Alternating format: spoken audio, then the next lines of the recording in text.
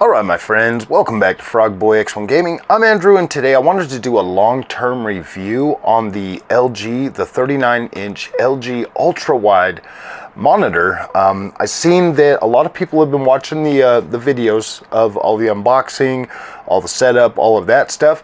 So now I wanted to kind of give you guys a long-term review because it's been almost 4 months since I picked this monitor up, and this has essentially been my daily driver since then. I've played all my games on it. I've watched TV on it, all kinds of stuff. Like, this is the monitor that like I use all the time. Now, one of the biggest things that I hear a lot about is the PPI and the clarity and the matte finish and all of that stuff. My friends, I'm looking at this thing right in front of me right now with a freaking ring light pointed right at it. Like a ring light pointed right at it. And you can't tell. You can't see it. If this was my LG OLED, my 42-inch OLED, you would definitely see that ring light reflecting. It's literally pointed right at it. And I cannot see it in the video on here. So let me focus on the monitor itself. So that's like one of the things that a lot of people I don't know, man. A lot of people tend to complain about like the matte finish and stuff, but to tell you the truth, guys, because I'm a content creator, so I'm doing a lot of editing all the time. Like, I'm always editing, I'm always doing something to you know, that I need my screen. And when I'm trying to do that editing and stuff, guys, and I'm going through like the videos and dealing with a lot of that stuff, the overall like glare that I used to get from like my from my TV, it used to bug me so freaking much when I'd have like all the reflections and everything in there. I don't have that now. I can look at this. This is a picture that I took with the camera that we're shooting on, which is the FX30. This picture here has this is a 6K image being downsampled right now to this monitor. This is my background, and as you can see, let me see if I can get that a little bit closer so you guys can see just how dense the overall quality is, like on this tree and stuff. Like, you can see so much. You can see like individual blades of grass in this picture. This just looks so freaking incredible. So incredible. Now, when I look at this same image on my let me get the camera back in a better spot. When I look at this same image on the OLED, on the 42-inch OLED, they both look so similar in pixel density that it's like you cannot even tell. Now, when I'm on the TV, because obviously a TV and a monitor are going to be a little bit different no matter what you do. When I'm on the TV and I'm trying to like read like really fine text or something, let me just pull up like this right here. Okay, so like you can see, well, I'll go over here to Twitter. Twitter's a little less revealing. So you can see that the overall, I mean, that might be like way overexposed, but it should be like, you should be able to see. I can see all of the text and everything looks really nice. It never looks really like, it doesn't look super. So when I'm looking at text on the TV, that's the thing.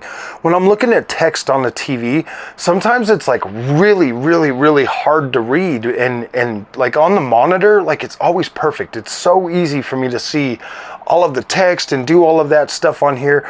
I don't have any problem with the overall pixel density. Now, one thing that I will say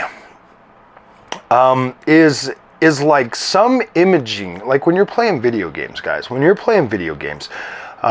I've noticed that if I utilize like FSR or something, then around the characters and stuff will look a little bit more blurry, especially in motion.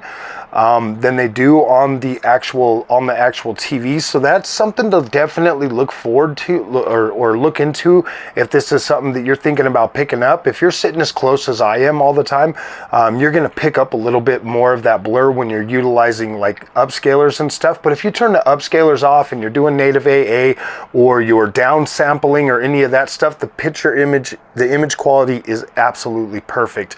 I only get that kind of that extra added, like it's not like fuzz, it's almost like a little blur, like it looks like motion blur on the character, that is like it's kind of weird. It's kind of weird, and that doesn't happen on the 42 inch. It's only on this monitor that I've noticed that, and it's only with upscaling.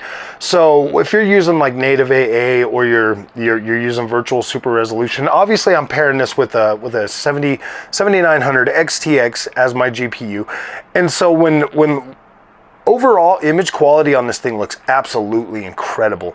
Now, I've only run into a few games actually that I play that don't have the ultra-wide support, and for so far, man, I'll tell you that I didn't ever think that I would like ultra-wide. I didn't. I was like, ultra-wide? I mean, a couple people in the comments or in the community kept telling me that I need to try ultra-wide and I need to do it.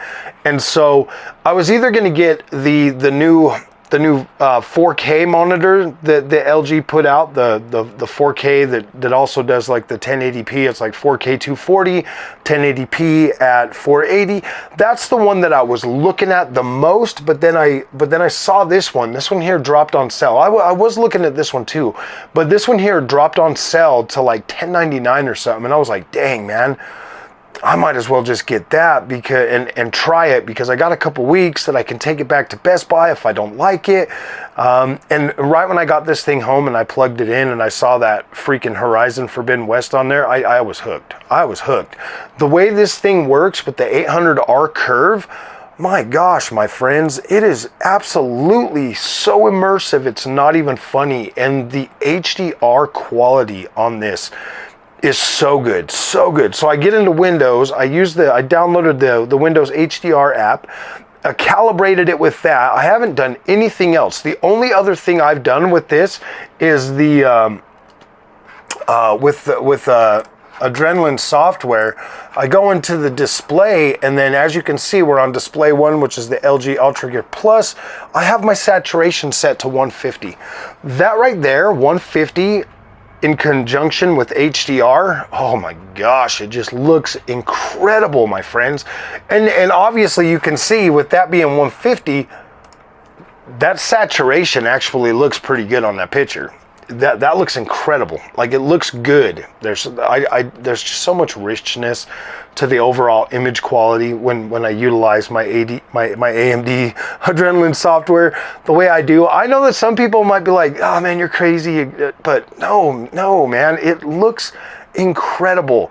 The overall image quality, it just looks incredible. Now, there is RGB lighting on the back of this. You got the 2 strips that you can get into the monitor itself. If you go into settings, then you would just be able to go into, it is right, hexagon lighting. Right here, this here, you can change it to whatever you want. Obviously, I've got mine set to green because Frog Boy green. So I got mine set there. It has OLED image cleaning. It does all the cleaning. It's got a nice little panel on the back to cover your cords and stuff. You can turn on that screensaver and stuff.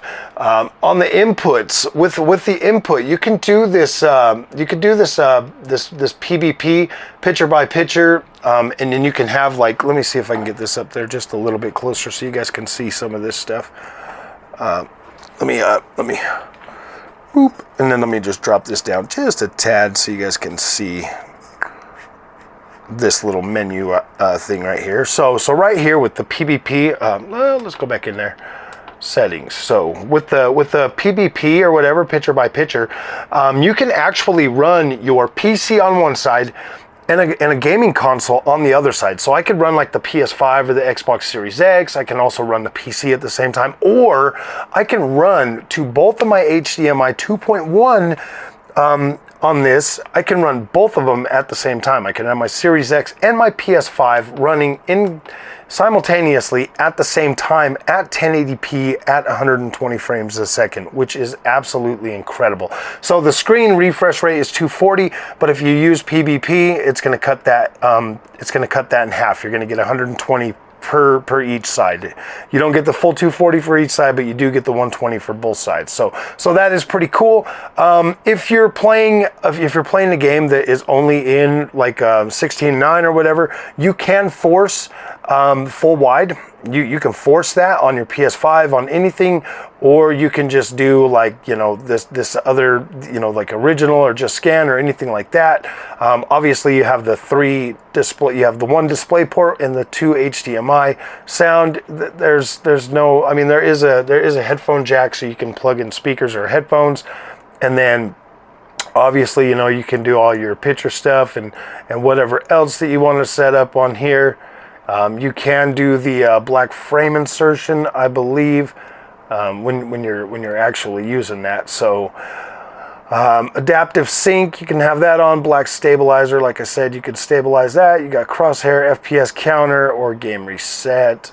So yeah, overall, guys, my experience with this monitor has been absolutely positive. Gosh dang it, come on, get back up here. I love this. I love this monitor. I think it's absolutely incredible. I do not regret buying this at all. I'm actually grateful that I bought it. I'm actually very happy that I bought it when I'm playing like my sim racing games and stuff. Yeah, it's incredible. I hook up the sim setup right here. I actually normally have the monitor sitting over here, but I pulled it out because I wanted to bring in my racing setup, because I was just racing all day. I'm actually thinking about changing up everything again, and I'm actually considering getting a second one. Actually, that's really what's going on in my mind right now. I'm like, I don't really care much for the 4K, so I'm actually thinking about either selling the C2 and then just buying another one of these. But if I do, I'd probably get the 45-inch one, so that I can have the 45-inch one here and then the 39-inch completely hooked to the sim rig all the time. But I don't know. I'm a little bit leery about getting a 45-inch, because then that's even a bigger. Yeah, I don't know. But I'm thinking of just doing it, man. Like, I don't care. I mean, I know that everybody's like crazed out and chasing that 4K, and yeah, but then you see new games like, you know, Black Myth Wukong and gosh, what's the other one? Star Wars Outlaws come out and completely cripple like your high-end cards, and it's like, no, dude, do not chase 4K. Get the freaking 1440p monitor, 3440 by 1440p. Get yourself the highest end card you can, and then just be happy. Just be happy and be able to run your games at a playable frame rate. Like, this thing is so incredible.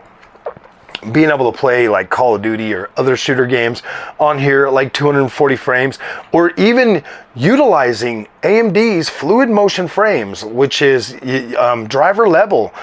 You can turn that on with basically anything, and it will. And oh man, playing some of these games, like if I play games that give me, you know, native AA with 120 frames a second, and I turn on AMD's fluid motion frames and I'm running it, oh man, it really does feel so freaking fluid, and it looks so incredible that it's just incredible to have that extra, you know, that 240 hertz. Now, this monitor is a major reason of why I decided to sell my 4080 Super in the first place, because I was loving that card. Like, I love that card. I thought it was great at 4K. But after I bought this monitor, I was like, yeah, I don't care about 4K. I absolutely do not care about 4K. This monitor is incredible for me. And the fact that I like to utilize virtual super resolution or dynamic super resolution on NVIDIA's side, and you have to get into this monitor and you have to turn off the gosh, where is it?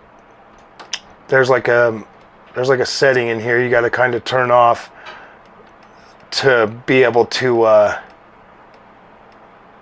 what is it? Input compatibility. Oh yeah, you got to turn off the 1.4 DSC. You gotta just turn this off, and then you'll be able to utilize virtual or dynamic super resolution on the NVIDIA GPUs. But then that cuts your frame rate. You can max out at 144 hertz, which, I mean, for the most part, guys,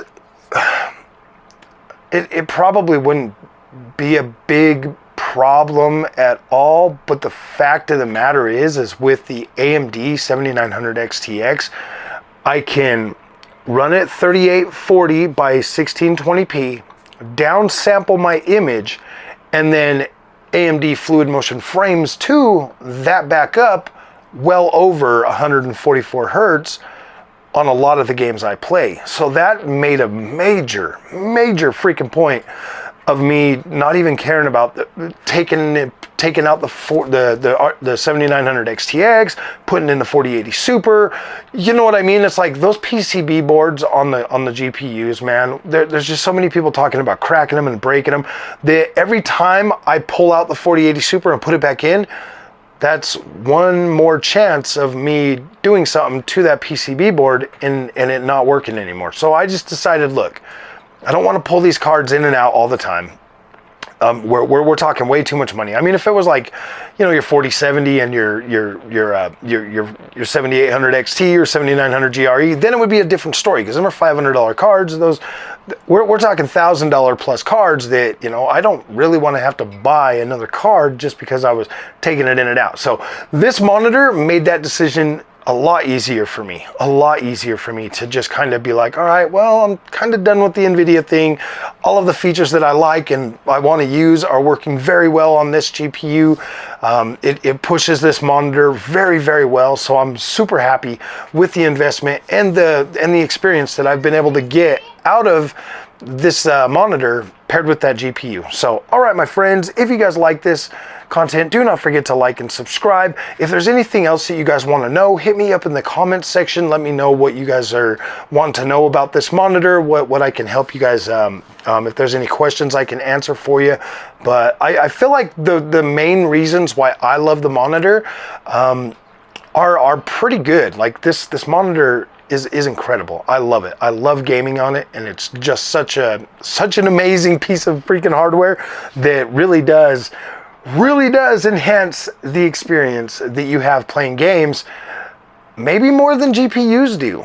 GPUs, I mean, maybe better, you know, the better screen quality. I'll tell you what, this is significantly better than my other 1440p monitor, and I love this, and I get pretty much the same pixel density, but this is incredible. So, all right, my friends, if you like this content, do not forget to like and subscribe. I will see you in the next one. Thank you for watching.